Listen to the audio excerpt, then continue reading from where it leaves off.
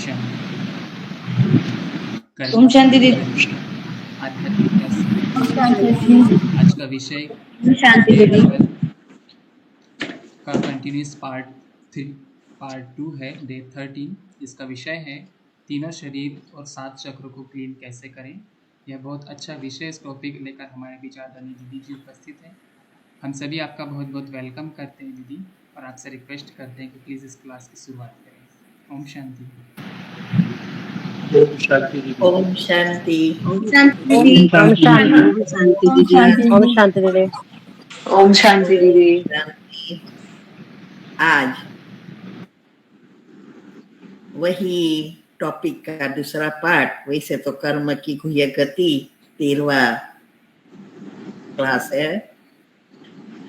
बहुत कुछ समझा। एक दिन हम लास्ट में समरी का रखेंगे, तो एक ही क्लास में सारी समरी आ जाए। ये तो डिटेल में इसीलिए समझा रहे हैं, जितना आप समझेंगे उतना हमारे कर्मों को हम सुधार सकेंगे। क्योंकि फरिश्ता बनना है ना, आज आया ना मुरली में, फरिश्ता बनेंगे तो देवता बनेंगे। तो फरिश्ता बनने की सारी ये विधि है। जैसे हमने बताया कि जब हमें ये कर्म की गति का समझ पता नहीं था, तो हमने भी बहुत सारे ऐसे कर्म किए जो पता नहीं था, अज्ञानता के कारण।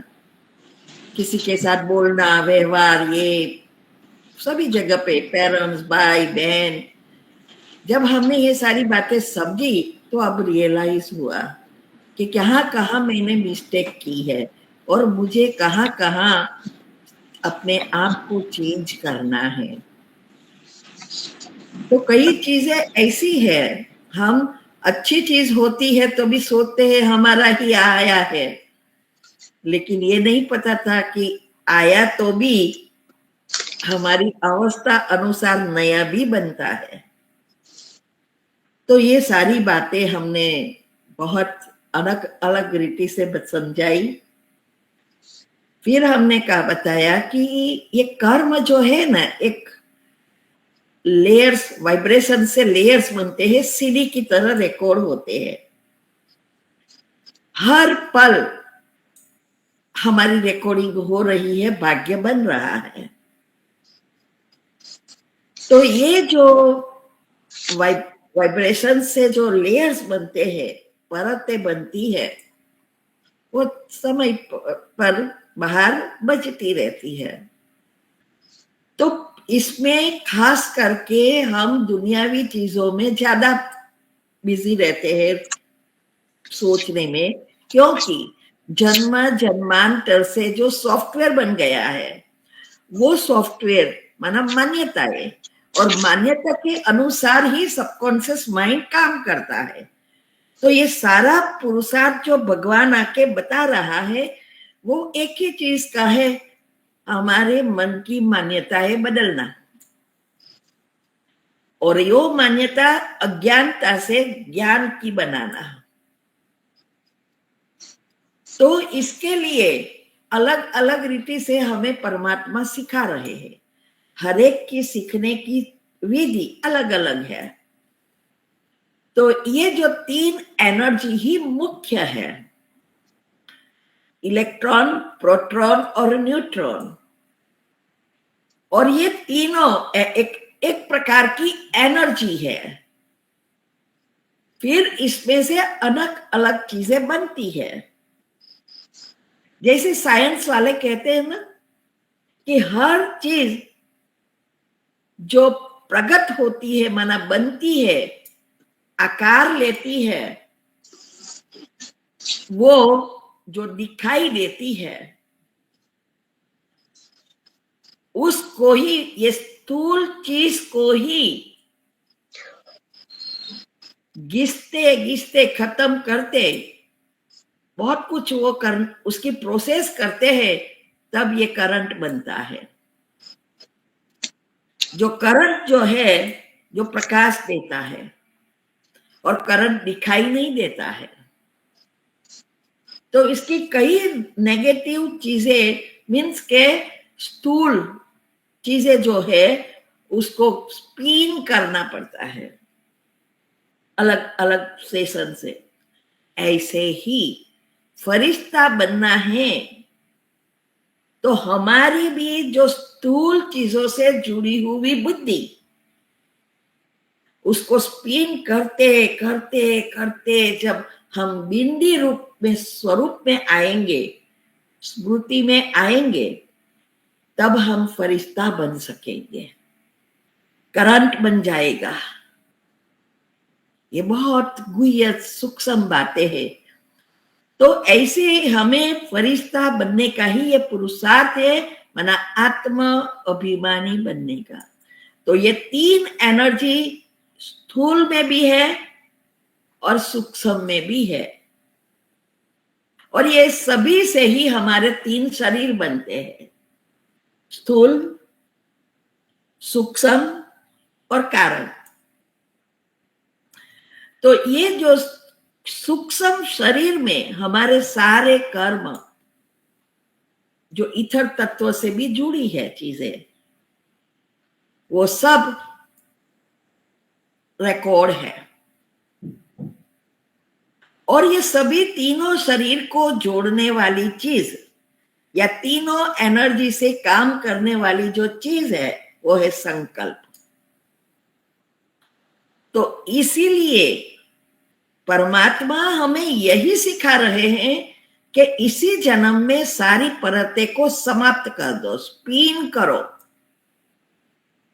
और इस परतों को जैसे जैसे समाप्त करते जाएंगे वैसे वैसे आत्मा की शक्तियां बनती जाए। क्योंकि अंतिम समय में जब हम परमधाम वापिस जा रहे हैं, उस समय इस शरीर को, सूक्ष्म शरीर को समेटने में बहुत शांति चाहिए।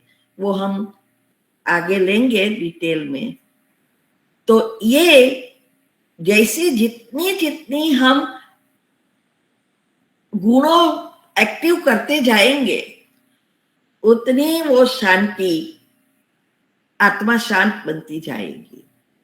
तो इसीलिए परमात्मा सिखा यही रहे हैं कि हमें सूक्ष्म शरीर और कारण शरीर को साफ करना है। संकल्प बदलने से, पॉजिटिव विचारों से, और इससे जो दुआएं मिलती है, दुआएं अनेक प्रकार की है।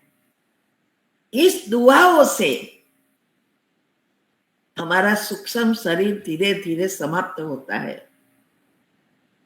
और ये जितनी जितनी हम आत्मा अभिमानी स्थिति में स्थित होते जाएंगे, गुण एक्टिव होते जाएंगे, दुआएं कमाना अर्थात पुण्य, अच्छी लेयर्स बनाना।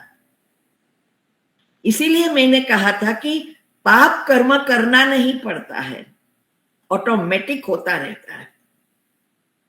लेकिन पुण्य कर्म या अच्छे कर्म करने की मेहनत करनी पड़ती है। तो इसीलिए ये जो सूक्ष्म शरीर जितना हम साफ करते जाएंगे, उतना हमारा कारण शरीर जल्दी जल्दी साफ होगा। और अभी तो हमें सबको लिफ्ट भी मिल रही है, दादियों जैसा नहीं है। दादी गुलजार कहते थे कि उन लोगों ने जो आत्मा अभिमानी बनने की जो पुरुषार्थ किया, अभी ये पुरुषार्थ है ही नहीं रहा। वो जो 14 साल एक ही जगह पे, एक ही कंपाउंड में, घर में रहे और इतना ज्ञान भी नहीं था, सिर्फ आत्मा, बाबा, बस, तो फाउंडेशन तब तब के बन गया। और उसको समय बहुत लगा संपूर्ण होने में। लेकिन हमारे पास अभी लिफ्ट है, कैसे सूक्ष्म शरीर साफ करना, कैसे पॉजिटिव बनना, कैसे साइंस का उपयोग भी कर सकते हैं। हमें शॉर्टकट मिल रहे हैं। इसीलिए हम इतने साल जरूरी नहीं है कि हमें लगे, बस जरूरत है एक लक्ष्य बनाकर पूरी विश्वास से, दृढ़ता से करते रहना है, कुछ भी हो जाए। तो ये तीनों शरीर को साफ करना ही अभी हम सबका, जो भगवान के बच्चे बनते हैं, उसका पुरुषार्थ है। तब हम पहले जन्म में राजाई घराने में आ सकते हैं। बाकी जितना जो पुरुषार्थ करेंगे कहाँ ना कहाँ तो आएंगे ही। लेकिन ये सब जो भी भगवान मुरली में बता रहा है वो सब उसके लिए है जिसको श्री कृष्ण के साथ इसके घराने में आना है। तो हमें ये प्रोसीजर धीरे धीरे धीरे हम वही चीजें समझ रहे हैं। और हर चीज में मुख्य है कर्म, और कर्म का बीज है संकल्प। तो लास्ट टाइम भी हमने बताया कि हर कोई कर्म के नियम जानते हैं, तो भी वैसे भी दुनिया में भी देखो, कंट्री का माना देश के नियम जो कानून है सब जानते हैं कि ये करेंगे तो ये सजा होगी, ये करेंगे तो ऐसे जेल में जाना पड़ेगा, सब पता है। और रोज आजकल तो मीडिया में भी आता है, फिर भी पाप कर्म करते ही रहते हैं और फिर सजाएं भोगते हैं। तो उसका कारण क्या? जानते हैं कि हमें ही भोगना पड़ेगा, फिर भी क्यों करते हैं? ये सूक्ष्म बात है अभी कर्म में। इसका कारण एक ही है, अलग अलग बिलीफ, जो जिसको हम अज्ञानता कहेंगे। भगवान के बारे में बहुत सारी बिलीफ है। एक साइड पे कहते हैं कि भगवान ही सब कुछ करते हैं, उसकी इच्छा के बिना एक पत्ता भी नहीं हिल सकता। और दूसरी बात साइड पे कहते हैं जैसा हम कर्म करेंगे वही फल मिलेगा। दोनों ऑपोजिट हो गया, यह है अज्ञानता। इसीलिए मैंने बताया लास्ट टाइम कि भगवान कभी भी किसी भी के भी कर्म में इंटरफियर नहीं करता। ये सारा खेल एनर्जी का है। अभी देखो प्रश्न आया था कि भगवान को दया नहीं आई प्लेन क्रैश करते। अभी सोचो, अगर भगवान कर देता तो किसी को उसकी बैड कर्म की भोगना मिलेगी ही नहीं, और वो तो भगवान रहेगा ही नहीं, सबके लिए समान। एक को बचाया तो सबको बचाना पड़ेगा, तो कर्म का नियम कहाँ?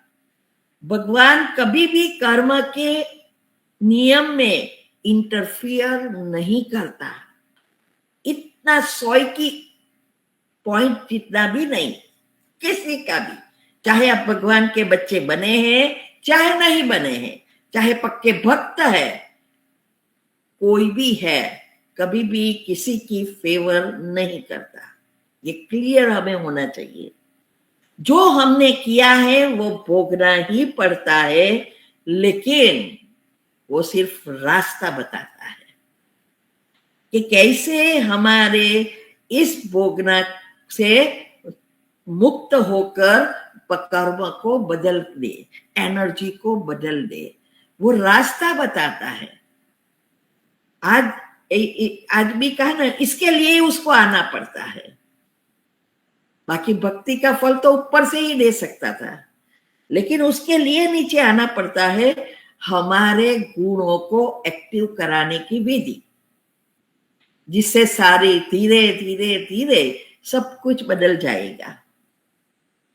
तो इस चीज में वो उसको भूल ही जाते हैं, जो नसीब बनकर आया है उससे हमेशा असंतुष्ट रहते हैं। माना जो प्राप्त है उससे खुशी नहीं है, और जो नहीं है उसके लिए मेहनत करते पीछे पड़ते हैं, उसके लिए पुरुषार्थ करते रहते हैं। तो कहाँ हमारे पुरुषार्थ करना है, कहाँ भाग्य काम करता है। ये बहुत बड़ी चीज है समझने। तो हमारा अभी का पुरुषार्थ ही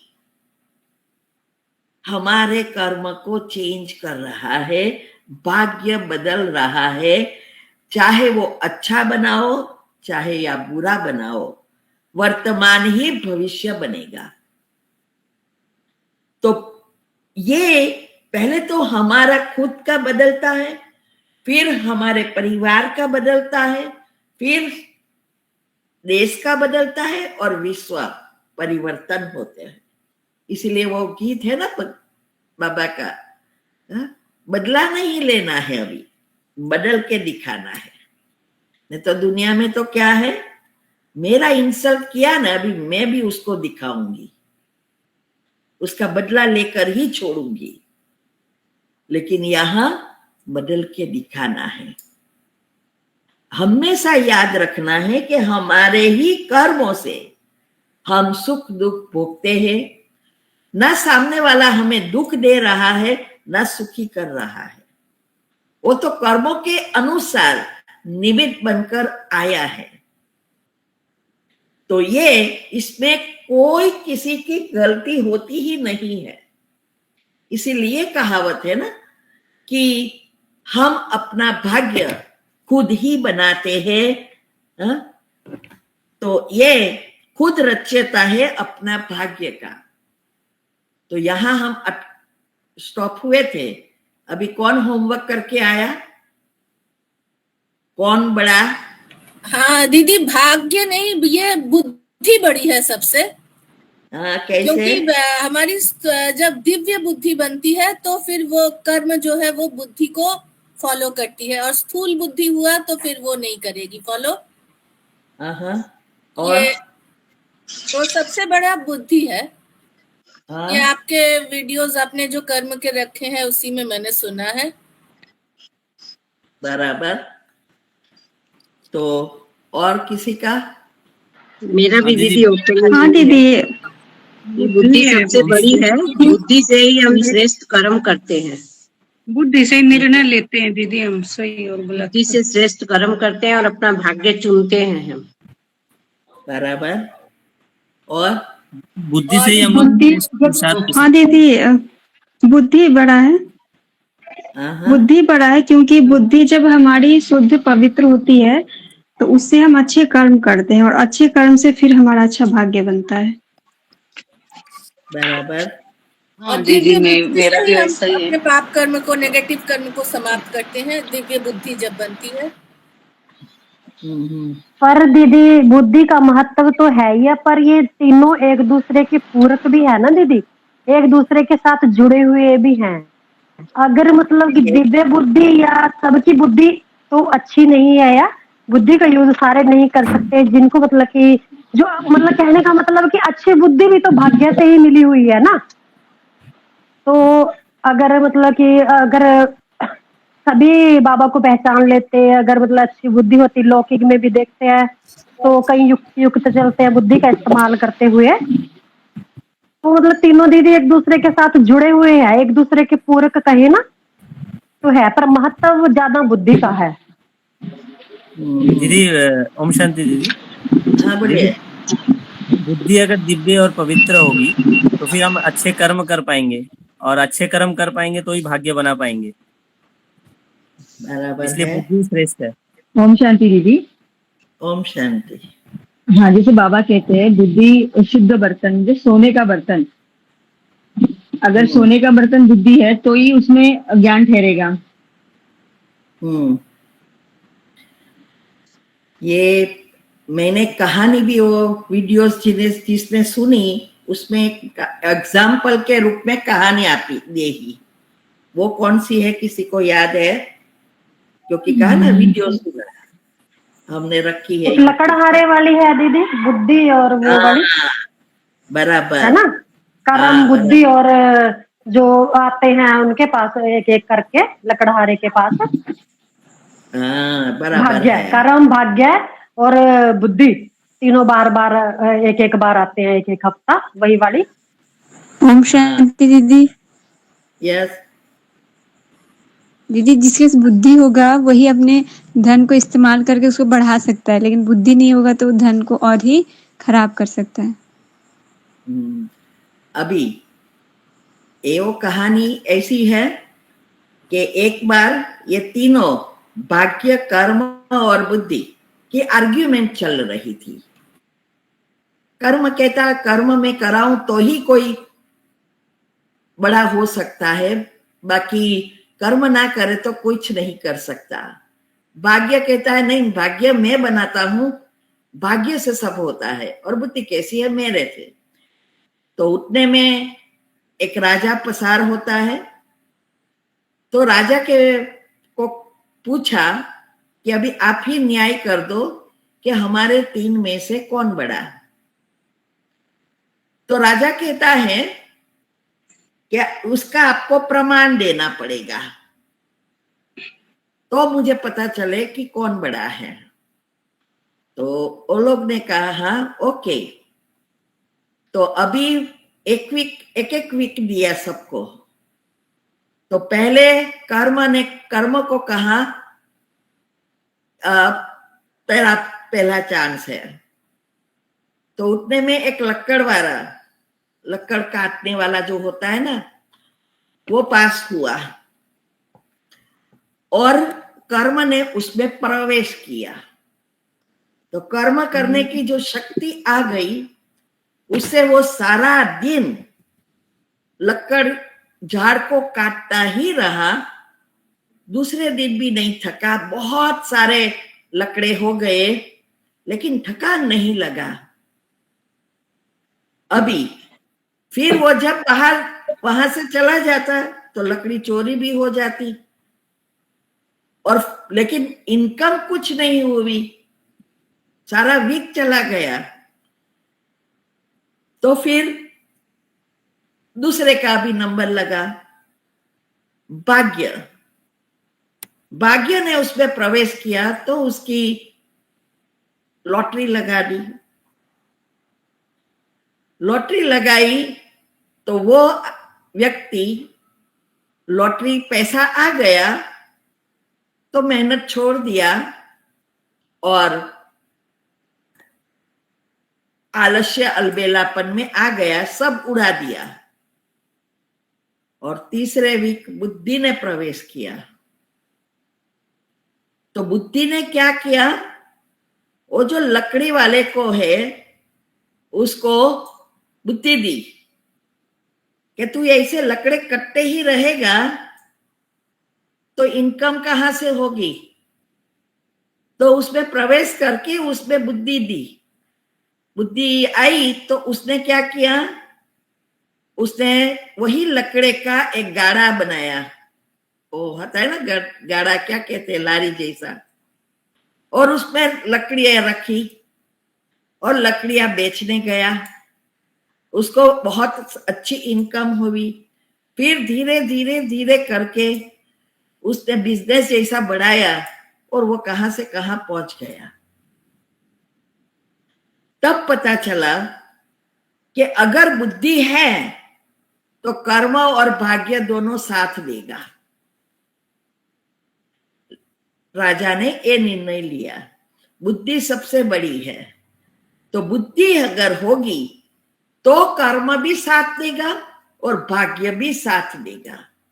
लेकिन बुद्धि नहीं है तो दोनों में से एक भी साथ नहीं देता है।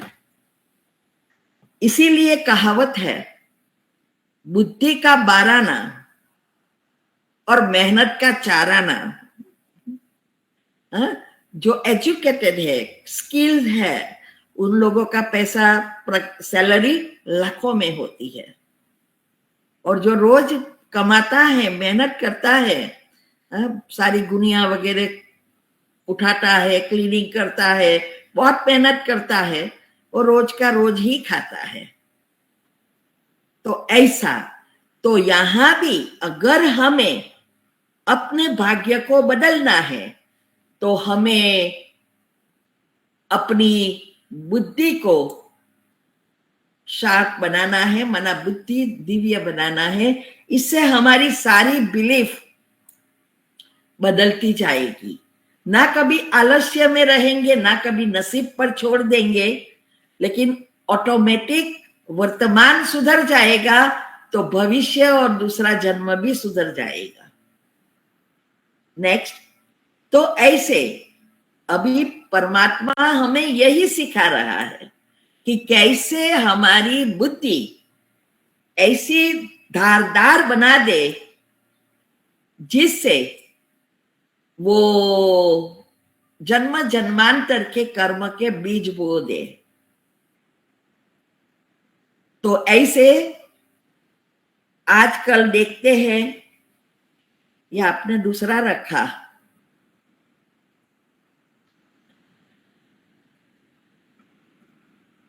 ओके चलो ये चला लेती हूं। दुनिया में आजकल हम देखते हैं कि भौतिक सुख के लिए वो कुछ भी करने के लिए तैयार है, कुछ भी, बस उसको भौतिक सुख चाहिए। सुबह से उठकर रात तक वो सुख सुविधा के लिए ही गधे जैसी मेहनत करते हैं, और तो भी सुख जितना चाहिए उतना प्राप्त नहीं करते। क्यों?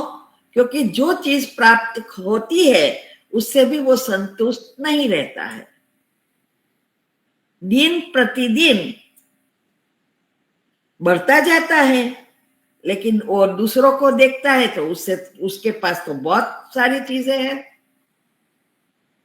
तो ये कुछ भी रॉन्ग करने, माँ बाप हो, चाहे भाई बहन हो, चाहे कोई सेठ नौकर हो, चाहे कोई भी हो, पति पत्नी हो, आजकल तो पति पत्नी पर भी भरोसा नहीं रख सकते। जो कहते हैं ना कि पति पत्नी का संबंध 7 जन्म का है, लेकिन एक जन्म भी आजकल टिकना मुश्किल है।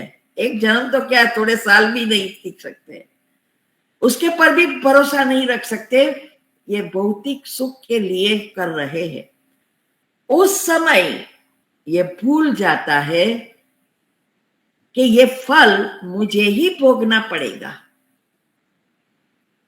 तो ये जो है हमारे अंदर भगवान ने एक सिस्टम रखी है। कोई भी कर्म की शुरुआत, खराब कर्म की शुरुआत करते हैं तो अंदर से आवाज आती है, जिसको अंतर आत्मा का आवाज कहते हैं, हर एक को। लेकिन जितना जितना नेगेटिव लेयर्स बढ़ते जाते हैं, उतनी अंतर आत्मा की आवाज सुनाई नहीं देती। जैसे कोई व्यक्ति या आजकल के बच्चे एक शराब पीता या सिगरेट पीता, दूसरों को सिखाता, और आजकल तो मोस्ट सभी बुरी चीज ही करते रहते हैं। तो जब भी वो, अगर 1-2 लड़के ऐसे हैं ग्रुप में जो नहीं एक चीजें करना चाहते, तो पहली बार तो वो ना बोलेगा कि नहीं मैं ये नहीं पीता या मुझे ये नहीं करना है। क्यों? अंतर आत्मा की आवाज सुनने की उसकी आत्मा ने उसको चांस दिया। फिर भी वो वातावरण के कारण फिर से वो लोग कहेंगे, क्योंकि आजकल छोटी छोटी बातों में टेंशन हो रही है, और टेंशन फ्री होने के साधन वो लोग ये चीजें अपना रहे हैं। तो फिर थोड़ी ट्राई करेगा, दूसरी बार थोड़ी ज्यादा करेगा, करते करते करते एक समय ऐसा आएगा वो अंतर आत्मा की आवाज सुन ही नहीं सकेगा, क्योंकि मन है ऑटो मोड में आ जाता है। फिर ये हमारे संस्कार, रोज पीना, पार्टियों में पीना करना, ये बुरी चीजें करने के हमारे संस्कार बन गए हैं। जैसे सतयुग में देवता का संस्कार अच्छी चीजों के लिए ही है, वो अच्छा ही करते हैं, ऐसे अभी कलयुग में तमोप्रधान अवस्था हो गई है, तमोप्रधान विश्व हो गया है। इसीलिए नेगेटिव पाप कर्म, बुरे कर्म नेचुरली होते जाते हैं। तो इसीलिए हम अगर हमारी बुद्धि को फिर से हम शुद्ध पवित्र बनाते हैं, आत्मा में शक्ति भरती है, तो धीरे धीरे धीरे हमारे अंतर आत्मा का आवाज सुनाई देता है। और हम नहीं करेंगे, क्यों? क्योंकि हमारे पास वो शक्ति है, मनोबल है। नहीं करना तो नहीं करेंगे। अगर नहीं करना चाहते फिर भी हो रहा है, इसका मतलब अभी भी आत्मा में शक्ति कम है। इसको ही दुनिया वाले मनोबल कहते हैं कि मनोबल वाला व्यक्ति कभी भी दुनिया में कोई भी चीज में पीछे हट नहीं हो सकता। तो ये हमें हमारी बुद्धि को दिव्य बनाना ही हम सबका पुरुषार्थ है। कई बार सोचते हैं कि माँ बाप बुरे कर्म करते हैं तो क्या बच्चों को भोगना पड़ता है? कभी नहीं। वो करते, हर एक आत्मा के कर्म अपना अपना है। लेकिन हाँ, एक चीज है, उस चीजों से जो घर का वातावरण बनता है, जो जिस वो आत्मा के मीन्स के वो पैसे की जिस तरह से आया है उसी तरह का भोजन बनेगा, सब कुछ होगा, घर की विचार चलेंगे, उससे उस आत्माओं का भी ऐसे ही कर्म नेगेटिव एक्टिव होंगे। क्योंकि जो चीज वो देखेंगे, सुनेंगे, करेंगे, वही उसके संस्कार एक्टिव होते जाएंगे। क्यों आजकल बच्चे छोटेपन से ही मोबाइल या गलत कर्म कर रहे हैं या गलत चीजों का शिकार बन रहे हैं? छोटी छोटी बच्चियां मां बन रही है। तो इसका कारण ही यह है कि हाँ, उस वातावरण की असर होती है, लेकिन साथ साथ जो माता पिता को देखते हैं छोटेपन से, और उस समय तो उसका सबकॉन्शियस माइंड खुला है, छोटेपन से ही देखते हैं वो गलत चीजें यूज कर रहे हैं, तो वो लोग के अंदर एक फिट हो जाता है कि हम बड़ा होके हम ये कर सकते। तो जब भी उसको तक मिलती है, अपॉर्चुनिटीज मिलती है, वो चीज वो तुरंत कर लेता है।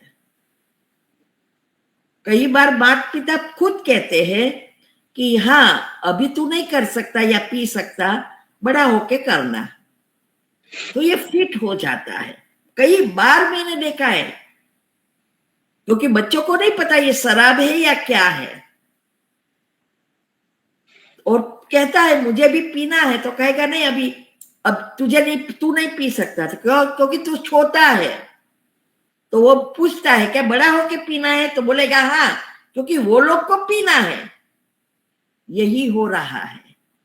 माँ के गर्भ से ही माँ का जो आजकल जो विचार चलते हैं, बोर हो जाते हैं, सीरियल और ऐसी देखते हैं, उसकी गलत हैबिट करते रहते हैं, तो वो तो अंदर से ही छप गया। इसीलिए माता पिता ने किए हुए पाप कर्म की भोगना नहीं, लेकिन वो पाप कर्मों से जो उसने किया और वातावरण बदला, उस वातावरण से बच्चों पर उसके संस्कार उस प्रकार के एक्टिव हुए, तो उसके भी ऐसे ही कर्म बनते जाते हैं। इसीलिए ये रामायण की कहानी है, वाल्मीकि की, क्लीन एंड क्लियर। देखो, रामायण महाभारत बहुत बार लोगों देखते हैं, लेकिन रामायण में राम और सीता कैसे बन सकते वो कोई नहीं सोचते हैं, सिर्फ देखते हैं, और देखने में भी उसकी जो बुरी चीजें हैं वो याद रहती है, लेकिन अच्छी चीज याद नहीं रहती है। तो उसको इतना बड़ा डाकू, उसको एक ही सेंटेंस पता चल गया वो साधु संत की बात से, तो उसने सब एक जाट को छोड़ दिया और रामायण लिख दी। और हम रोज पुरुषार्थ कर रहे हैं तो भी नहीं हो रहा है। क्यों?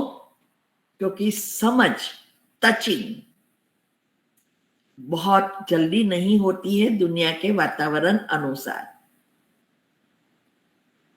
तो दुनिया में इसीलिए सब क्या कहते हैं कि हमारा शरीर जब छूटा है, किसी भी मृत्यु होती है तो क्या कहते हैं, देखो क्या ले आए थे, क्या ले जाना है, कपड़े भी ना आए, कपड़े बिगड़ ही जाना है, कुछ भी नहीं आना है, सब वहां का वहां रह जाना है। बिल्कुल रॉन्ग। स्थूल चीजें थोड़ी जाएगी। कपड़े बिगड़ आना मना, जन्म हुआ वो नहीं, शरीर नहीं, लेकिन शरीर रूपी कपड़े परमधाम से जब आते हैं तो हमारे साथ जो जाता है वो है हमारे प्राप्त हुए कर्म की पाप और पुण्य। स्थूल चीजें नहीं जाते, लेकिन स्थूल को स्पिन करके उसको एनर्जी के रूप में हम ले जाते हैं। उसका आगे आएगा कि कई चीज डबल ट्रिपल बार हमें पाप कर्म बनता है एक ही चीज का। तो हम जैसे हमारे पास बहुत प्रॉपर्टी है वो तो नहीं जाएगी, लेकिन प्रॉपर्टी को पाप कर्म और पुण्य कर्म में कन्वर्ट कर सकते हैं जो साथ में आए जाएगा। और ये आज दुनिया में सब भूल गए हैं कि ये जो स्थूल चीजें कहने खातर कहते हैं, लेकिन स्थूल चीजें नहीं आनी है वो तो भूल ही जाते हैं। जानते हैं लेकिन थोड़े समय के लिए। वास्तव में हम एनर्जी के रूप में, हमारे भाग्य के रूप में खाली हाथ या भरतू हाथ जाते हैं और आते हैं। पुण्य लेके जाओ भरतू हाथ तो जन्म से ही गोल्डन स्पून इन माउथ, और पाप लेके जाओ तो खाली हाथ, जन्म से ही दुखी। तो ये है वास्तव में कि खाली हाथ क्या है। तो हमें परमात्मा आके यही सिखा रहे हैं कि ये सभी स्थूल चीजों को कन्वर्ट कर दो सूक्ष्म में। तो ये, और इसके लिए एक ही चीज सिखाते, आज भी कहा ना, सर्व संबंध उनसे जोड़ दो, सभी चीजें उसके साथ जुड़ो। तो कई लोग कमेंट्री करने बैठ जाते हैं। कमेंट्री से कभी किसी से प्यार होता है क्या? संबंध तो अनुभव करने की बात है, दिखाने की या बैठ के करने की नहीं है। तो जिसके साथ हमें प्रेम होता है वो तो नेचुरल होता है। तो जैसी दुनिया में भी किसी से प्यार है तो हमें भूलना मुश्किल है, ऐसे ही परमात्मा से हमारा प्यार हो कि परमात्मा की याद में बैठने का नहीं, संबंधों को अनुभव करने का नहीं, लेकिन उसकी याद भूल ना सको, भूलने में मुश्किल हो, तड़पे। क्योंकि भगवान तो सबको प्यार करता है ना, आज भी बताया। उसकी 900 करोड़ 800 करोड़ जो भी आत्माएं हैं, पहले मन के से लास्ट मन का और जो उनका भगवान के बच्चे बनते हैं उसको भी सभी को प्यार करता है। लेकिन नंबरवार वहां ही हो जाता है, प्यार करता है लेकिन प्यार को प्राप्त कर हमें उनसे प्यार करना, उनके जैसा बनना, उसका जो कार्य है हमारा कार्य होना, इसमें ही नंबरवार हो जाते हैं। नहीं तो भगवान तो सारा दुनिया की आत्मा कहती है भगवान को हम प्रेम करते हैं। तो हमारा प्रेम ऐसा होना चाहिए कि गीता में कहा ना कि वो भगवान सारे दुनिया को संभाल करता है, पालना करता है और सारा दुनिया उसको याद करती है। इसमें कोई बड़ी बात नहीं है, लेकिन भगवान हमें याद करे, ये सबसे बड़ी महत्व की चीज है कि क्यों मेरा बच्चा आज दिखाई ना दिया। भगवान हमें, विश्व की अथॉरिटी हमें याद करे। तो इसीलिए ये कन्वर्ट करने का ही सारा पुरुषार्थ चल रहा है। लेकिन आज उल्टा है सब दुनिया में। जो साथ आना है उसकी किसी को चिंता नहीं है, और जो नहीं आना है जानते हैं कि सब यहाँ की वहां ही रह जाना है, लेकिन रात दिन उनकी ही चिंता में पड़े हैं। तो ये कंप्लीटली ऑपोजिट विरोधाभास है। जो आत्माओं को जो साथ जाना है उसके हमेशा चिंतन चले, वही श्रेष्ठ भाग्य बना सकता है। इसीलिए कहा जाता है जीते जी मरो। जैसे शरीर छोड़ के जहां जो वस्तु रह जाती है, वैसे हमें अपनी अवस्था बनानी है कि हर चीज होते हुए भी डिटैच, मन बुद्धि से कंप्लीटली डिटैच है तो भी क्या और ना है तो भी क्या, ऐसी अवस्था। नेक्स्ट, तो इसके लिए हमें ये पुरुषार्थ जो हमारा है, भगवान को, भगवान का कार्य को हमारा कार्य बनाना। इसीलिए कर्म की गति का एक दूसरा चीज है। सबको पता है एक कहानी अकबर और बीरबल, कि बीरबल उसके राज्य में सबसे बुद्धिमान था और उसके पास कोई ऐसी चीज नहीं थी जो उसको पता ना हो। ये बात सारा देश उसके जानते थे, देश वाले। तो एक बार साधु आया, बहुत बड़ा संत, और उसको राजा को कहा कि मैंने सुना आपके यहाँ मंत्री जो है बीरबल हर एक प्रश्न का उत्तर देता है और बहुत होशियार है। तो राजा ने कहा हाँ। तो फिर कहा कि अभी मैं 3 प्रश्न लेके आया हूं, वो 3 प्रश्न का उत्तर देवे तो मैं मानूं।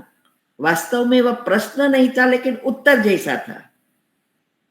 तो उसके पीछे का राज एक कर्म की गति से रिलेटेड है। पहला प्रश्न उसका था 6 6 6 मना है। दूसरा है नहीं है, और तीसरा नहीं है। अभी ये आपका सबका होमवर्क। नेक्स्ट का बुद्धि को घिसो। क्या इसके पीछे कर्म की गति है? लिखो सब। है, है, है। गुजराती में 6 बोलते हैं। दूसरा है, नहीं। तीसरा नहीं है, नहीं है, नहीं है। तो ऐसे इसका सब चिंतन करना और फिर उसका हम आज जैसा फिर से डिस्कस करेंगे। पता चलेगा कौन कितना पुरुषार्थ कर रहा है। ऐसे ही नहीं मैं पूछती, याद रखना। तो हमें चेक करना है कि हम नया भाग्य कैसे बना रहे हैं। ऐसा नहीं कि अभी सब कुछ मिला है, कोई कमी नहीं है। चलो हम टाटा बिरला या धीरूभाई अंबानी या मुकेश अंबानी जैसा नहीं है, लेकिन फिर भी अच्छा भाग्य है। सब कुछ जो जीवन में चाहिए वो प्राप्त है। और नए कर्म हम क्या कर रहे हैं वो उस पर ध्यान नहीं देते। क्यों? बिलीफ ये परी है। कई लोग कहते हैं किसने देखा दूसरा जन्म, क्योंकि कुत्ते बिल्ली कहते हैं ना, इसीलिए सबको ऐसा है। जो ये विनाश की बात सुनते हैं ना, तो कई बार सब कहते हैं हाँ इसीलिए रख के क्या करना है, खाओ पियो और लहर करो, कर्ज पे कर्ज करो, लेकिन लहर करते जाओ, क्योंकि अभी विनाश हो जाना है। दूसरा जन्म किसने देखा? तो फिर तैयारी भी रखनी है कटोरी लेकर रास्ते में बैठने की। अगर ये सोचा, कौन कटोरी लेकर रास्ते में बैठता है? भिखारी। क्योंकि विनाश होना है, लेकिन कब होना है किसी को नहीं पता है। इसके पहले यहां ही जेल की हवा खा ले कई बार, या भिखारी बन के बैठ जाना पड़े। तो इसीलिए ये प्रश्न जो मैंने पूछा ये इससे रिलेटेड है। तो हम नेक्स्ट टाइम इसके ऊपर हम डिस्कस करेंगे। दीदी दूसरा क्या बोला था? नहीं नहीं नहीं नहीं, है। दूसरा है नहीं, और तीसरा तीनों नहीं। ठीक है दीदी। ओके। तो ये इसीलिए हमारे पास जन्म से या जीवन में हमें जो भी भाग्य बनकर आया है, आगे देखेंगे वो तो भाग्य जो भी हमें मिला है, धन, परिवार, सुविधाएं, अच्छा या बुरा मिलना, वो हमारे कर्म का फल है, वो नसीब है। लेकिन कर्मों पर ध्यान रखकर भगवान के नियम अनुसार ईमानदारी से अच्छा पुण्य कर्म करना, जीवन को सुंदर बनाना और आगे बढ़ना, जिससे हमारा ये नसीब और जीवन जन्म भी, दूसरे जन्म भी अच्छा बने, इसमें पुरुषार्थ है।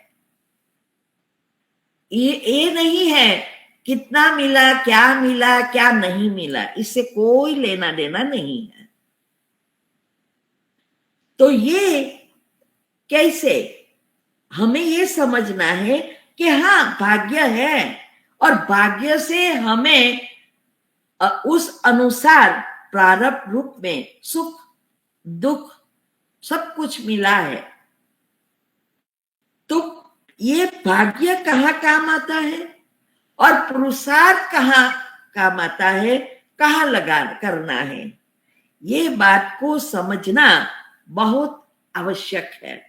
दूसरा नेक्स्ट, तो ये दोनों बातों को हमें समझना है कि नसीब भी चाहिए, पुरुषार्थ भी करना है, और कर्म भी करना है। ड्रामा अलग चीज है, 4 चीज है इसमें।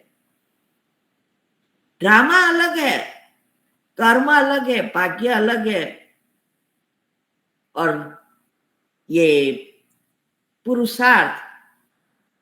तो ये जो है, दोनों बात को पहले समझे कि जो नसीब है वो हमारे पिछले जन्मों की बैलेंस शीट है, कर्म की,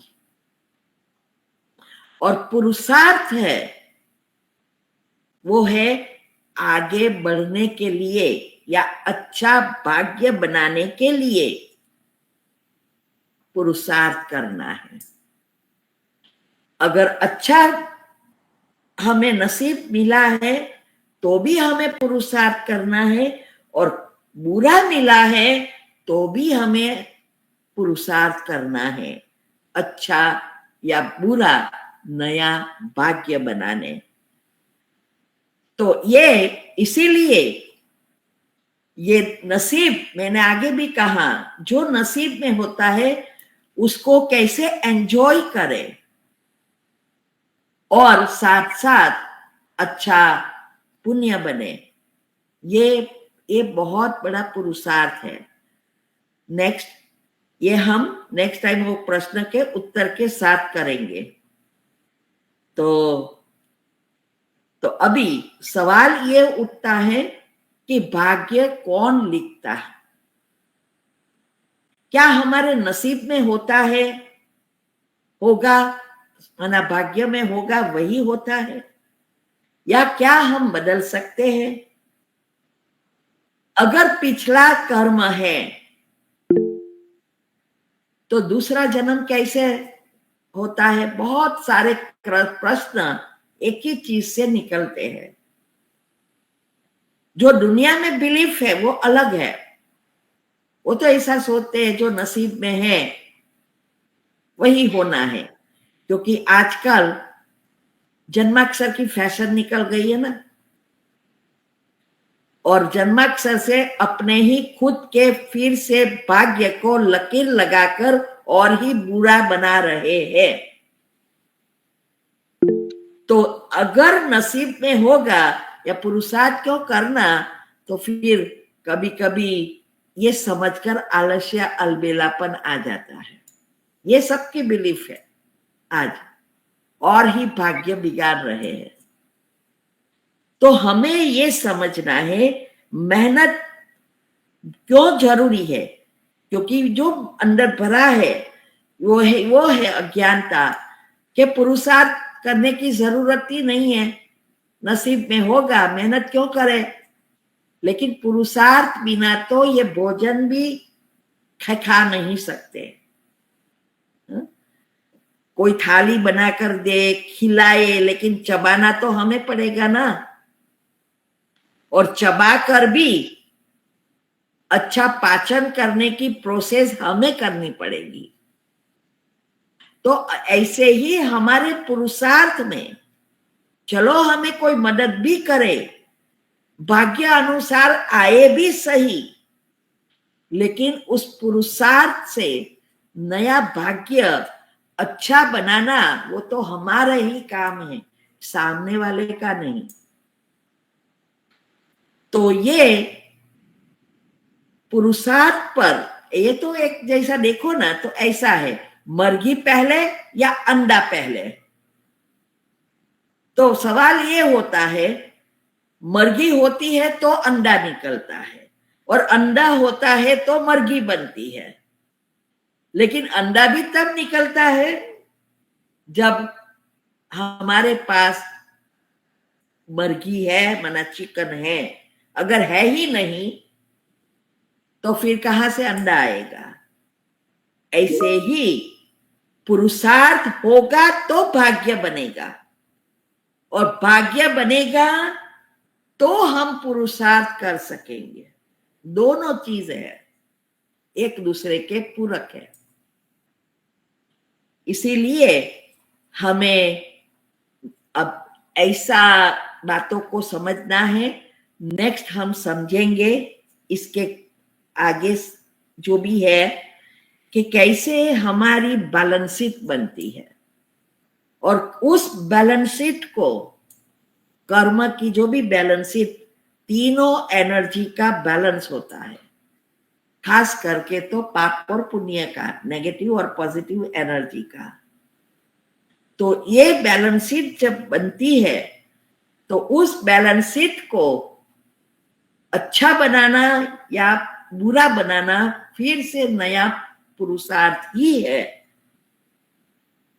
ये बातें हम नेक्स्ट टाइम समझेंगे, समय हो गया है। अभी किसी के प्रश्न है तो पूछ सकते हैं।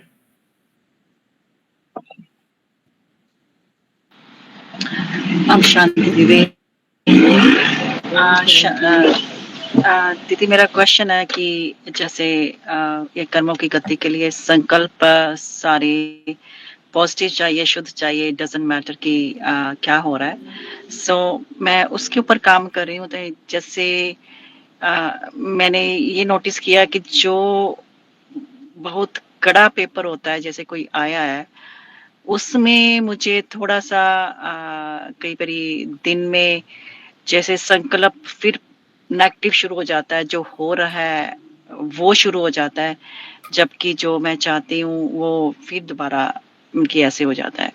सो मेरा क्वेश्चन ये है कि इसके लिए आत्मा की शक्ति कम होती है, और मैं क्या और करूं कि जो लगातार वही पॉजिटिव ही रहे।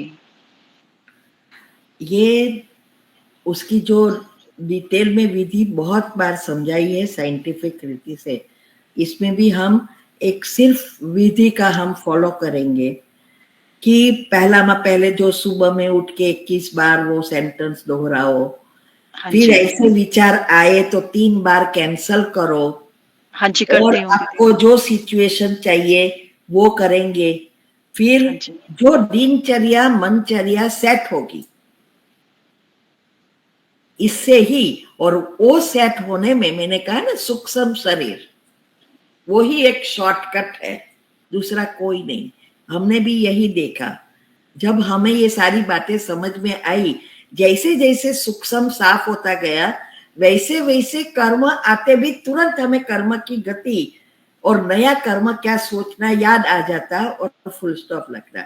अभी एक बहन की बात कहूं, वो 35 साल से सरेंडर है, यहाँ अमेरिका में ही है, लेकिन अभी तक सेट नहीं है।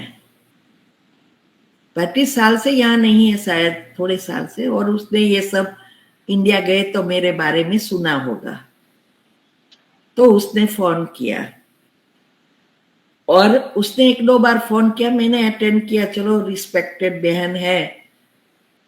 फिर तो वो बार बार करने लगे और मेरे पास तो समय 1 सेकंड का नहीं है। तो फिर मैंने उसको कहा, एक बार अभी फोन आया तो मैं रसोई 4 बजे, मेरा तो सुबह से रात तक का एक्यूरेट है, कुछ टाइम नहीं मिलता। तो मैं जो अगर फोन में टाइम बिगाड़ू आधा घंटा, मेरा तो एडजस्ट करने में बहुत समय लग जाता है। कौन सा लेफ्ट करूं, तो सेवा ही लेफ्ट हो जाती है। तो इसीलिए मैंने वो फोन नहीं लिया। युगल को तो नहीं कह सकती, युगल ने फोन उठा लिया, बोले कि किसका है। फिर मैंने वो फोन, मैंने बोला कहो उसको, मैं बाद में करती हूँ फोन। तो युगल कहता है तो बहन थी तो डॉक्टर लिखा था, तो फिर डॉक्टर है। तो बोले कि तूने फोन क्यों नहीं उठाया। मैंने बोला कि मैं कर दूंगी, अभी तो मैं खाना बना रही हूँ, अभी समय भोजन बनाने का है, मेरे को भोजन टाइम पर सबको देना है, टाइम पर खाना है। अभी लेट हुआ तो पीछे सारा लेट, इसलिए मैंने बोला मैं कर दूंगी। फिर मैंने उसको सुबह में योग के बाद अकेली थी तब उसको रिकॉर्ड करके सारी दिनचर्या भेजी और प्रेम से कहा, अभी आपको पहले तो ऐसा टेक्स्ट किया कि कुछ अर्जेंट था क्या, तो उसका जवाब आया नहीं, वैसे ही फोन किया। तो मैंने कहा, फिर मैंने उसको कहा कैसा कैसे मेरी दिनचर्या है, घर में मुझे मेरा पर फोन पर कोई फोन आता ही नहीं है, मेरा युगल ही काम कर लेता है फोन अटेंड करने का। तो इसीलिए आपको कोई ऐसी जरूरत है तो ही मुझे लिखना कि प्लीज फोन करो, बाकी एक कोरेस्पोंडेंट से ही करेंगे तो जल्दी हो जाएगा। उसका मैसेज आया, बोले कि मैंने कोई सरेंडर को भी इतना चार्ट देखा नहीं होगा जो आपने मुझे चार्ट बताया, और इतना एक्यूरेट मैं तो सोच भी नहीं सकती कि इतना भी कोई पुरुषार्थ करते हैं। और बोले कि मेरे पास तो सेवा यहाँ है ही नहीं, सारी कंट्री में वो जो टापू है उसमें रहती है, कोई गुजरात इंग्लिश वाले ही है, बाहर वाले ही, कोई इंडियन है नहीं, सारा दिन फ्री है, लेकिन तो भी मैं इतना काम नहीं कर सकती। तो बोले कि अभी मुझे सिखाओ। तो कहने का भावार्थ यह है कि कितने हम लकी है, और आप सब भी, जो मैं तो इतनी अंदर से जब ऐसा तो खुशी होती है कि इतना हमारा पुरुषार्थ है, सही है। क्योंकि मैं तो जाती हूँ तो बहुत जगह पे वैसे भी देखती भी हूँ खाने का जो जो जो जो जो चल रहा है, तो अंदर में देखती हूँ कि हाँ मेरा पुरुषार्थ को यूनिक है। तो ये कहने का भावार्थ यह है कि जितना जितना आपका बायोलॉजिकल क्लॉक सेट होगा, मैंने आपको पहले भी कहा था कि घर में मैंने बहाना लगा के भी ये गरीबों के लिए खोलना भी एक यही कारण है। इससे मैं गरीबों का, क्योंकि आजकल सेंटर की तो बहुत कुछ बात हो रही है तो बहुत प्रॉब्लम करते हैं, मैंने मेरा अलग करके भी सब लगाने का फिक्स कर दिया। तो ये जो सारा बायोलॉजिकल क्लॉक ही मुख्य है, तो इससे आपकी स्लीप साइकिल ऑटोमेटिक रिसेट हो जाएगी। तब पहले आएगा चिंतन, आएगा 3 बार कैंसिल करो, ओके याद आया तो करो, तो ये लेयर्स होता जाता है, जाता जाएगा। उसके चिंतन में नहीं जाना है, फीलिंग्स। तो धीरे धीरे धीरे अगर ये इस पर इतना ही ध्यान देंगे और हमारी दिनचर्या के साथ बनचर्या को सेट करेंगे, तो ये ऑटोमेटिक आपके गुण एक्टिव हो जाएंगे, तब हमारे हाथ में कंट्रोल है। तो फिर, और इसमें भी कभी कभी समय लगता है, एक 5 मिनट 10 मिनट भले लगे, लेकिन उसकी गहराई में नहीं जाना है, धीरे धीरे धीरे, क्योंकि हमारे पिछले कर्म भी बाहर आना है। जितना हम पुरुषार्थ करेंगे, इसलिए बाबा क्या कहते हैं, जो बॉक्सिंग करता है उसके साथ ही बॉक्सर बॉक्सिंग करके जीत पा सकता है, जो करता ही नहीं है लड़ाई, उसके साथ क्या परीक्षा एग्जाम। तो दुनिया वाले को तो ये सब है ही नहीं। अभी हम पुरुषार्थ करते हैं, और अभी बाबा के बच्चे बनने के बाद जो रियल पुरुषार्थ करके पेपर को पास करता है, उतना ही पेपर ज्यादा बाहर आएंगे। जरूरत है उसको प्रैक्टिकल में नहीं होने देना है, आएंगे। क्योंकि पहले तो इस जन्म का हमारा सूक्ष्म शरीर साफ होगा, फिर पिछला भी आता जाएगा कोई ना कोई रीति से, क्योंकि हमें तो सहस्त्र तक पहुंचना है। तो अनाहत से ऊपर भी हमारे आएंगे। हमारा लौकिक का ऐसा नहीं है कि चक्र खुल गया मीन्स के ऊपर आएगा ही नहीं, आएगा, पिछला तो निकलेगा ना सब। लेकिन हमारे पास इतनी शक्ति होगी, पॉजिटिविटी होगी, जो हम उसकी गहराई में ना जाकर फुल स्टॉप लगाते लगाते लगाते सबको समाप्त करते जाएंगे। तो इसे घबराना नहीं, आएगा। याद रखो 3 बार कैंसल कैंसल कैंसल, और पॉजिटिव जो आपने गोल फिक्स किया है याद करो, जो भी विचार आए उसका पॉजिटिव करो, धीरे धीरे। एक रात की बात नहीं है, बहुत लेयर्स है, परतें है। जैसे मैंने कहा ना, ये लाइट कब बनती है, स्थूल चीजों को स्पिन करते करते करते करते सूक्ष्म बना देते हैं, तब ये करंट उत्पन्न होता है। जो प्रोसेसर होती है ना, वहां की बात है। तो हमारे अंदर भी स्थूल विचार, स्थूल चीजों का बहुत कुछ भरा है। तो आते हैं जाते हैं, करते रहो, बाबा को याद करते रहो, योग करते रहो, कारण शरीर सूक्ष्म शरीर साफ स्पिन होते होते होते हमारी आत्मा करंट इतना पावरफुल हो जाएगा, शून्य बन जाएंगे। तब हम अंतमति सो गति, और इसकी निशानी मैंने बताया था, पॉजिटिविटी निशानी, इंटरेस्ट चेंज। कोई भी स्थूल चीज में करना पड़े वो अलग चीज है, और इंटरेस्ट रहे वो अलग चीज है। गृहस्थ में है, इवन गृहस्थ में नहीं है, वो लोग भी सारा दिन गृहस्थी साथे बात करते रहते हैं। तो हम तो गृहस्थ में साथ में रहते, सब कुछ छोड़ना है, कोई छोटी मोटी बात नहीं है। तो इसीलिए युक्ति से हमें धीरे धीरे धीरे करते जाएंगे तो ये अवस्था होती जाएगी, पेपर आएंगे और पेपर को पास करते जाएंगे।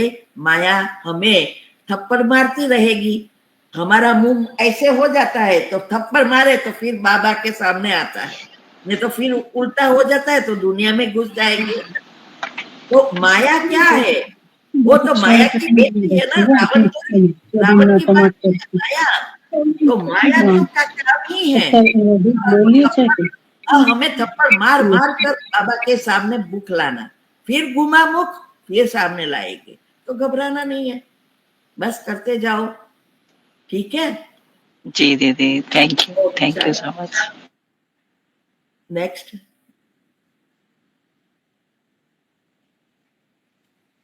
दीदी मुझे ये पूछना था कि जो हमारी करीबी आत्माएं होती है, जैसे पति हो गया, बच्चा हो गया या माँ बाप हो गए, तो इनके साथ हमें रोज क्षमा याचना करनी है। तो क्या ये जरूरी है कि वो लोग हमारे साथ 63 जन्म से ही जुड़े हैं किसी न किसी रूप में, या फिर उससे कम के भी हो सकते हैं? समझ नहीं आया दीदी। ये बोल रही हूँ कि जो हमारी करीबी आत्माएं हैं उनके साथ आपने बताया ना कि हमारे हिसाब किताब ज्यादा होते हैं, तो आपने बताया कि वो 63 जन्म से हमारे साथ जुड़े होते हैं। तो क्या ये जरूर पहले तो क्षमा याचना, फिर से वही आएंगे, वो फिक्स नहीं है, वो अभी के पुरुषार्थ पर आधारित है। नहीं, मैं पूछ रही हूँ कि जैसे हमें उनसे रोज क्षमा याचना करनी है, तो पहले इस जन्म के लेयर्स खत्म होंगे, उसके बाद ऐसे ऊपर बढ़ते जाएंगे। तो क्या ये जरूरी है कि 63 जन्म से ही वो हमारे साथ जुड़े हैं, या बीच में भी कभी ऐसे जुड़े होंगे तो कड़े हिसाब हो गए होंगे? हाँ देखो, द्वापर के बाद चाहे वो पहले तो जो शिविर 7 दिन का करके पुरुषार्थ करती है वो अगले जन्म से है, लेकिन दूसरी सब आत्माएं जो बाबा का ज्ञान जानती ही नहीं है तो वो तो द्वापर के बाद है। लेकिन द्वापर के बाद भी वो आत्माएं भले द्वापर से आई, फिर भी उस समय कर्म की गति या हमें ये पुरुषार्थ की पता ही नहीं होता है, तो हम ईगो के कारण हर कोई अलग अलग कर्म करते हैं। बाबा के बच्चे अभी बने हैं वो भी और दुनिया वाले भी, इसीलिए कई बार हमें जास्ती भोगना होती है दूसरों की, क्योंकि हमने भी जितनी आत्मा ऊंची शक्तिशाली, उतनी द्वापर के बाद भी अच्छी साहूकार या राजाई घराने की बनती है।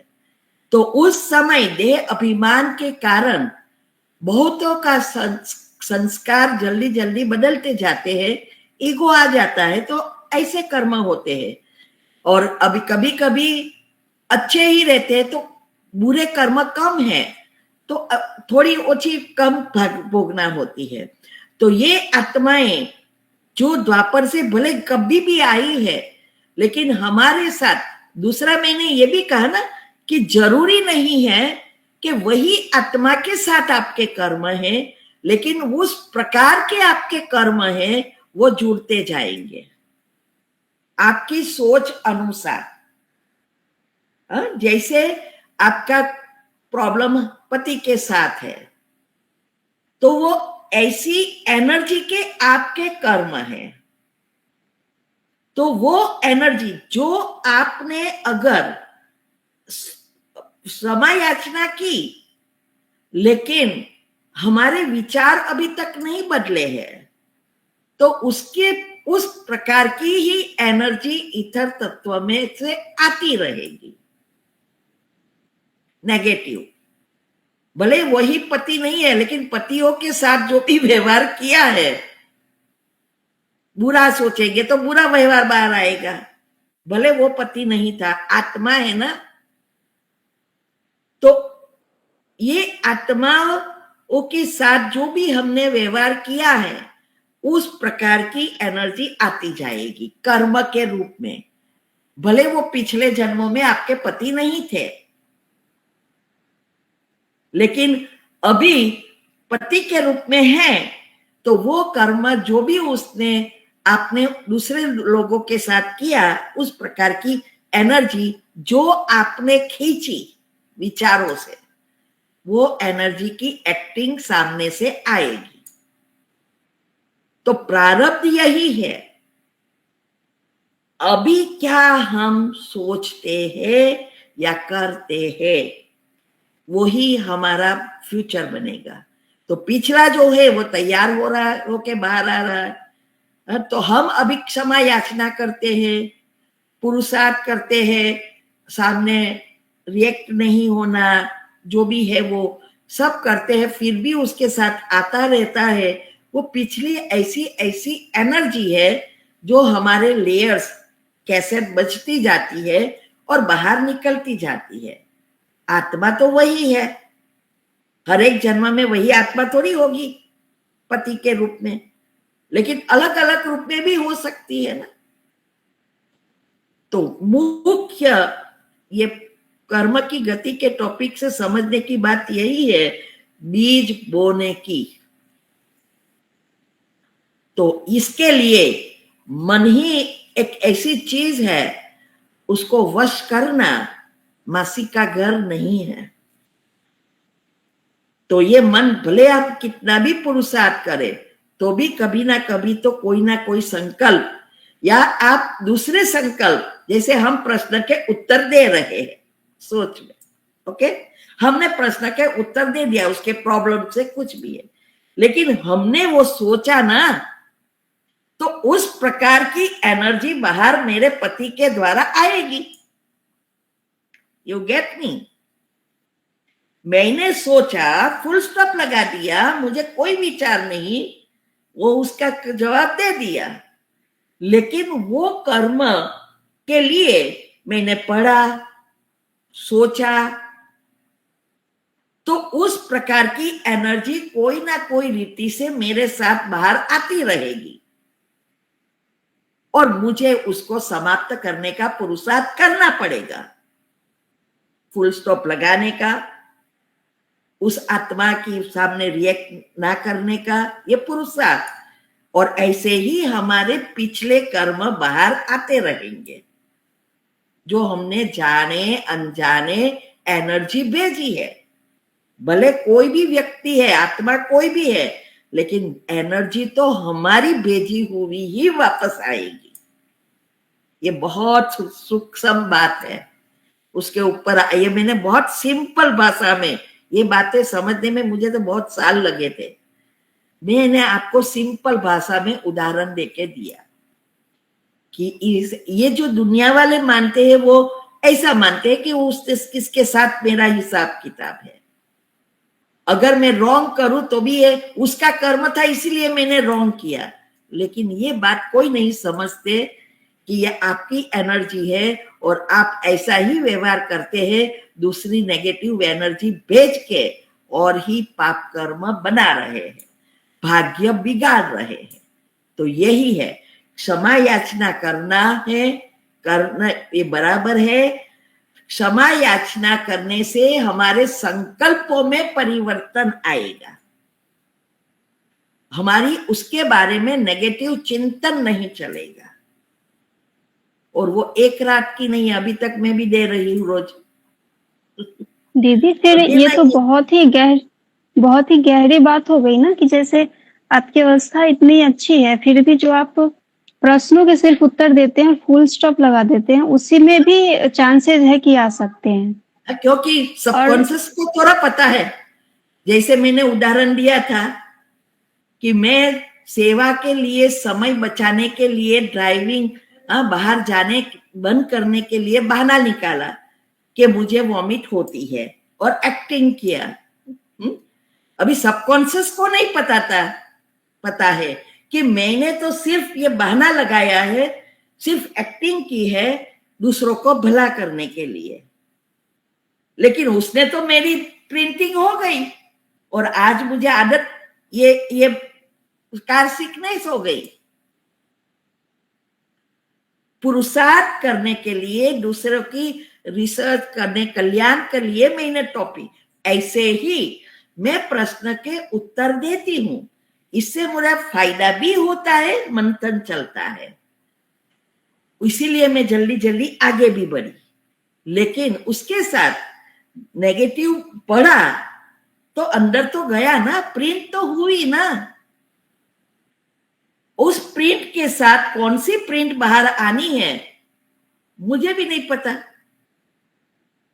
वो तो बाहर लाते रहेंगे, फिर से दूसरी आएगी कर्म।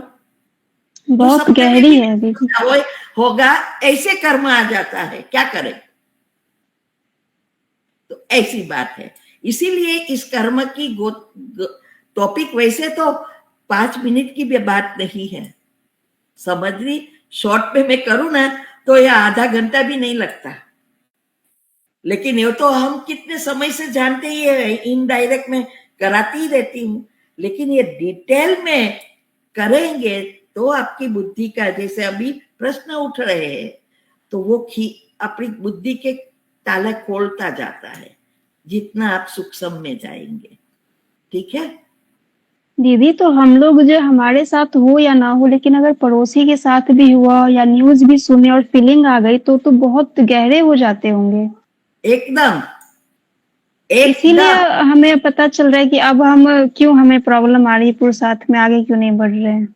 या कोई भी, जैसे ये अभी प्लेन क्रैश हुआ, जो आज दुनिया में सब कर रहे हैं, अनेक प्रकार की बातें हो रही है, क्योंकि हमारे घर में सब डिस्कस करते हैं तो समझ में आता है कि है कुछ कर रहा है, वीडियोस की हेडिंग भी देखते हैं।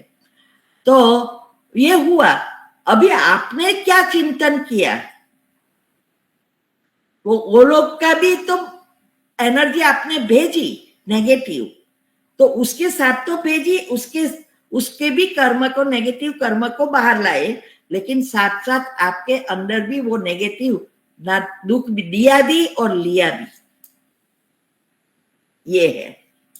तो पड़ोसी के साथ होता है या सामने वाले की, इसीलिए हम कहते ना, इसको क्या हुआ, ये बाजू वाला है, सामने वाला है, मेरा है, किसका है, क्या मेरा भी है, तो भी उसकी नेगेटिव चिंतन नहीं चलनी चाहिए, दुख नहीं लेना। बाबा यही कहते हैं ना, अम्मा खाओ तो भी, अम्मा मरे तो भी हलवा खाओ, बीबी मरे तो भी हलवा खाओ, बनाओ सेको। क्या इतना इजी है? रोज बाजू में शरीर छोड़ते हैं, कोई असर नहीं होती, दुनिया में सब छोड़ते रहते हैं, लेकिन घर में बच्चा या पति पत्नी, तब रियल पेपर, ये है पेपर। और इसके लिए अवस्था, क्योंकि अंत में तो ये सब होना है। अभी आपने ये सोचा, उस आत्माओं के साथ बारे में नेगेटिव चिंतन किया, अभी दूसरा शायद जन्म ना भी हो या 1-2 जन्म भी होगा, तो वो संस्कार के रूप में हमारे साथ हिसाब किताब चुकतो करने के लिए आएगी।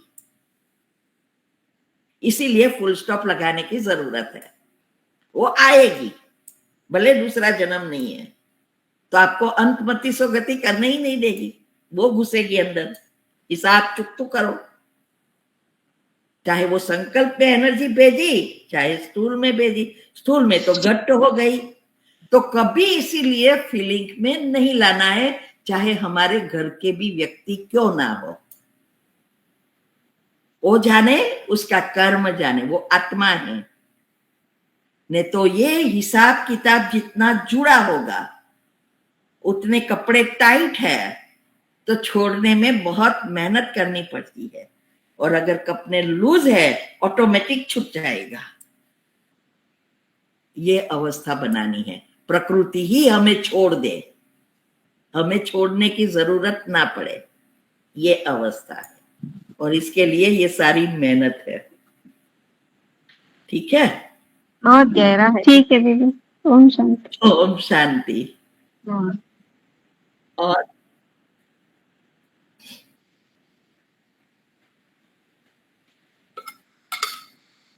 चलो अभी है किसी का? हाँ दीदी, ओम शांति। ओम शांति। दीदी जैसे आज आपने बताया कि प्रॉपर्टी को पुण्य प्रॉपर्टी बना सकते हैं, तो जैसे ससुराल में तो हमारे पास कोई प्रॉपर्टी नहीं होती, तो पीयर में होती है। पीयर में जैसे प्रॉपर्टी भाई को दे दी जाती है, बहन ने नाम करवा जाती है, तो वो क्या लेनी चाहिए प्रॉपर्टी? अभी क्या है, सब कुछ युक्ति से करना पड़ता है, लेनी जरूरी नहीं है। मेरी बात अलग है, पति पत्नी की बात अलग है। या और वो भी इतना जल्दबाजी कभी नहीं करनी है।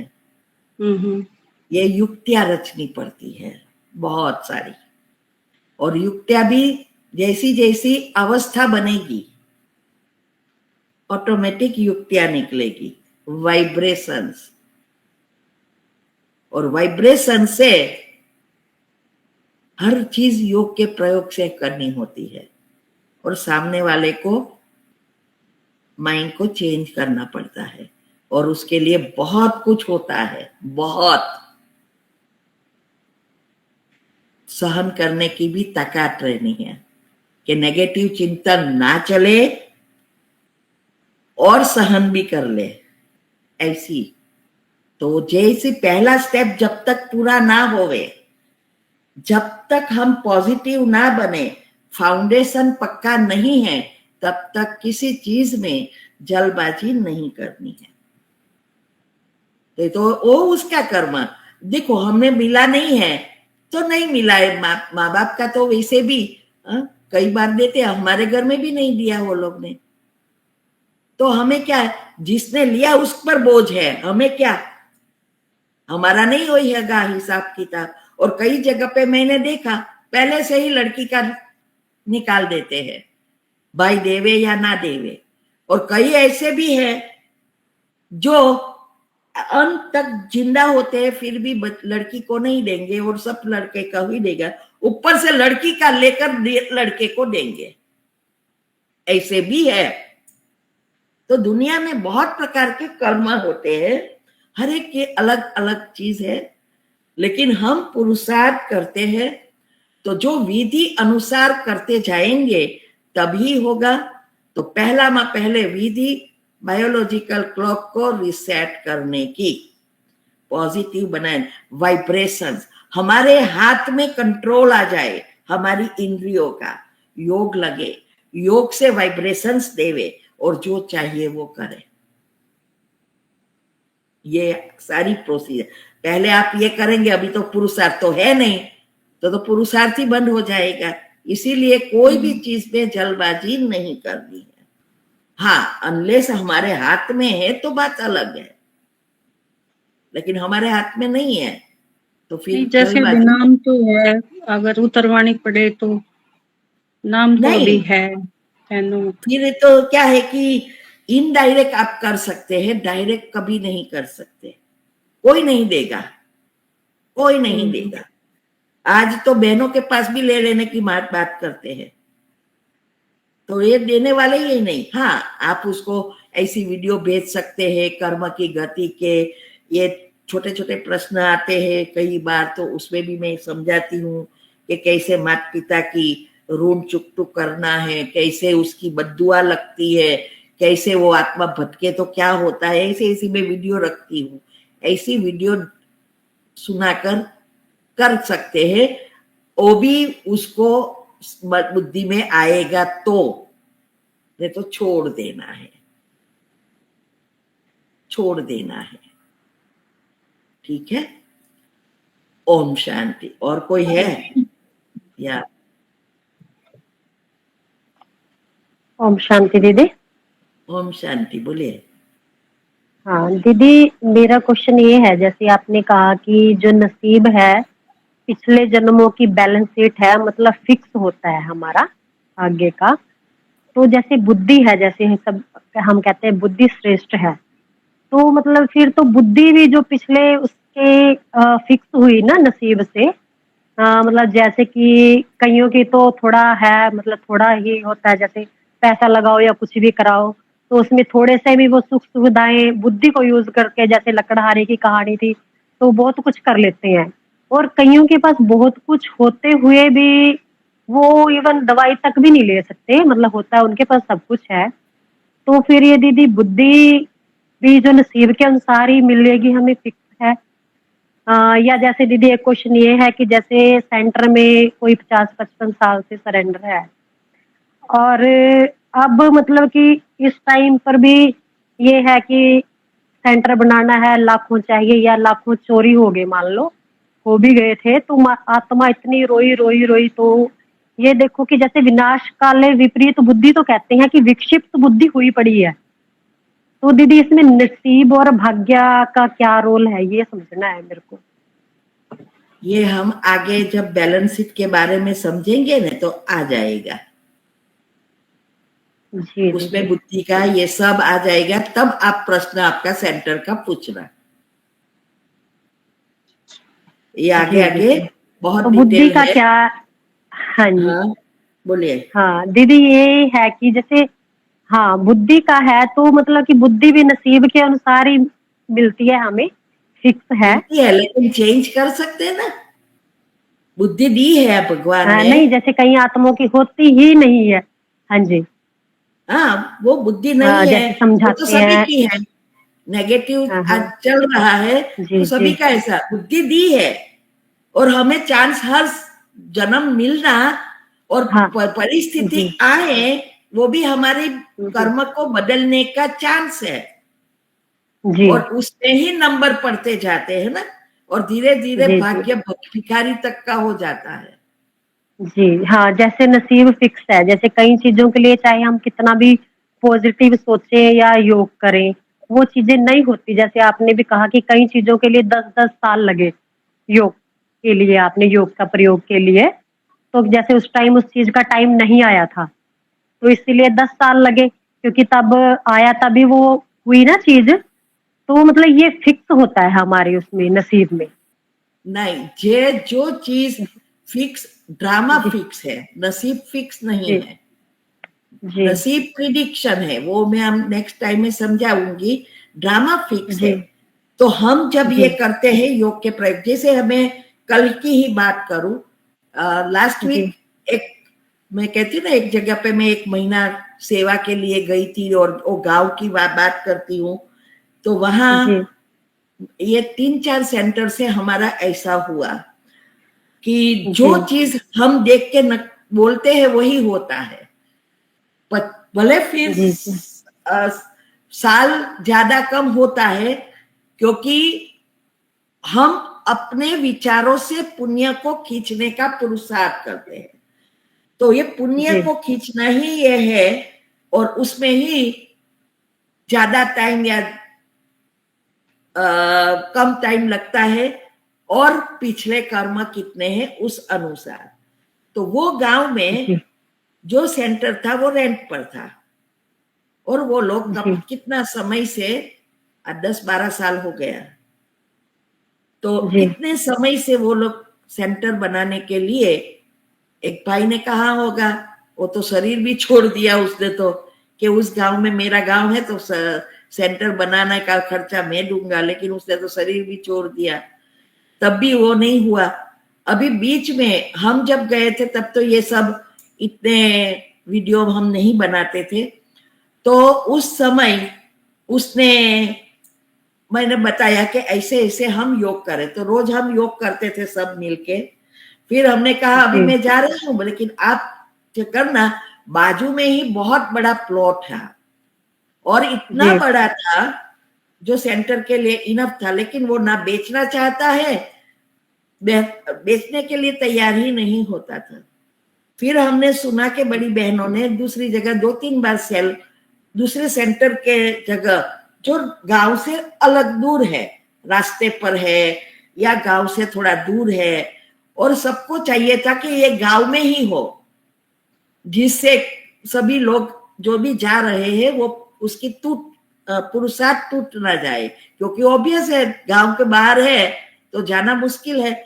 और ये सोसाइटी भले गांव के बाहर थी लेकिन आजू बाजू डेवलप हो गया था, बहुत सारी सोसाइटी होती और गांव वाले को भी आना इजी था। तो वो सोसाइटी के लिए किया था और कर रहे थे। कई बार कहा कि बहन ने अभी तो ले लिया, अभी हम छोड़ देते हैं। हमने कहा नहीं, चालू रखो ना। कितनी बार हुए और डील कैंसल हुए। अभी समझ पता चला वो ही सोसाइटी, क्योंकि मैं ऐसा ही बोलती, ऐसे ही शब्द निकल जाता है, इतना बड़ा तो प्लॉट है, ये ले लो ना, यही कहो ना। तब ये कहते ये नहीं है, ये नहीं। तो बोले बस अभी उसके ऊपर विजुअलाइज करो और उसके पर ही टाटको सब, और वो हो गया जैसे मैंने कोलक का कहा था। तो ऐसे तो ये जो है वो हमें विचार आया है, लेकिन ड्रामा में इस सब जन्म में नहीं है, कहां ना कहां खूणे में पड़ा है, उसको खींचना है। तो बीच में कितनी बार कैंसल हुआ, अभी वो हाथ मुहूर्त भी हो गया उसका। तो ये है। तो अभी बैलेंस शीट के बारे में नेक्स्ट टाइम हम समझेंगे, आगे आगे आप समझते जाएंगे, ये आपकी बात क्लियर हो जाएगी। ठीक है। ओम शांति। शांति। ये लाइव ऑनलाइन वेबिनार हम करा रहे हैं, बहुत स्पेशल टॉपिक्स है, गहरे राज और हेल्थ के हैं। वीक में 3 बार, Monday, Wednesday and Friday, India के टाइम अनुसार 8 से 9 रात को, और फिर प्रश्न उत्तर। तो जिसको भी पुरुषार्थ में आगे बढ़ना है, हेल्दी रहना है, वो ज़रूर अटेंड करे, बहुत फ़ायदा होगा। और उसकी लिंक आपको मिल जाएगी, आप हमें व्हाट्सएप पर टेक्स्ट कर सकते हैं, तो हम ग्रुप लिंक भेजेंगे जहां आपको हर वीक की लिंक मिलेगी। ठीक है। ओम शांति। शांति। मैंने बताया है कि हमारे जो 3 शरीर है उसको साफ करने के लिए दुआ बहुत ज़रूरी है, और दुआ अनेक रीति से हम प्राप्त कर सकते हैं, लेकिन कई चीज़ें बहुत इजी है।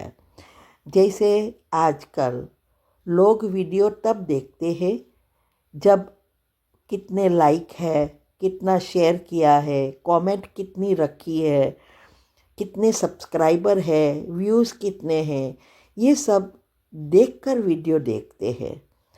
तो यहाँ भी हमें अगर दुआ कमाना है तो हर एक वीडियो में लाइक, शेयर, कमेंट और सब्सक्राइब करना है। इससे कई आत्माएं इसको देखेंगी तो उसमें भगवान की बातों को समझने के लिए मन होगा, और फिर इसमें से कई आत्माएं बाबा के जो छुपे हुए रत्न हैं, माना भगवान के बच्चे जो है वो निकल आएंगे। और कईयों को, बाहर वालों को भी अगर इससे फ़ायदा होगा तो ये सबसे दुआ मिलेगी जिसने ये 4 चीज़ें की है। इसीलिए ये घर बैठे दुआ कमाओ। लोग घर बैठे पैसा कमा रहे हैं, आप दुआ कमाओ, तो हम भगवान के बच्चे नंबर 1 में जल्दी जल्दी आ सकेंगे।